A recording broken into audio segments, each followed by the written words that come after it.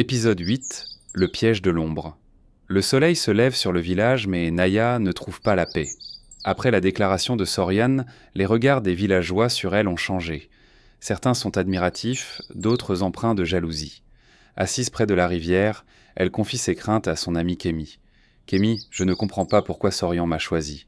Je ne suis qu'une fille simple, et pourtant, tout le monde attend de moi d'être parfaite. » Kémy lui prend la main, souriant doucement. « Le prince ne t'a pas choisi pour ce que tu as, mais pour ce que tu es. Mais fais attention, tout le monde ne veut pas ton bonheur. » Amara, rongée par la jalousie, décide de mettre en œuvre son plan. Elle s'approche de Sorian en simulant une détresse. « Prince, je ne veux pas que tu fasses une erreur. Naya n'est pas celle que tu crois.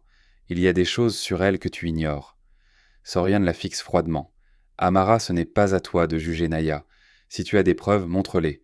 Sinon, je ne veux plus entendre de telles paroles. » Furieuse, Amara se tourne vers son père, qui suggère une stratégie plus sournoise. « Si nous ne pouvons pas la discréditer aux yeux de Sorian, nous allons semer le doute dans le cœur du prince lui-même. » Quelques jours plus tard, une rumeur commence à circuler dans le village. Les gens chuchotent que Naya aurait utilisé de la magie pour ensorceler le prince. Les paroles atteignent rapidement les oreilles de Sorian. Troublé, il décide de confronter Naya. Sorian retrouve Naya près de la forêt où elle ramasse des herbes pour sa mère. « Naya, les gens parlent. Ils disent que tu m'aurais ensorcelée. » Naya, choquée, laisse tomber son panier. « Tu crois vraiment cela, après tout ce que nous avons partagé ?» Le silence entre eux est lourd. Sorian, visiblement déchiré, murmure « Je veux te croire, mais ces rumeurs, elles empoisonnent tout. » Cette nuit-là, Amara et son père mettent en place leur plan final.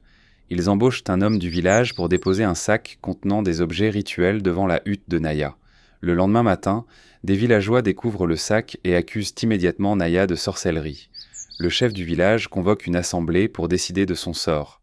Face à une foule hostile, Naya reste silencieuse, les larmes aux yeux. « Je n'ai rien fait de mal, » murmure-t-elle, mais ses paroles sont noyées dans les cris.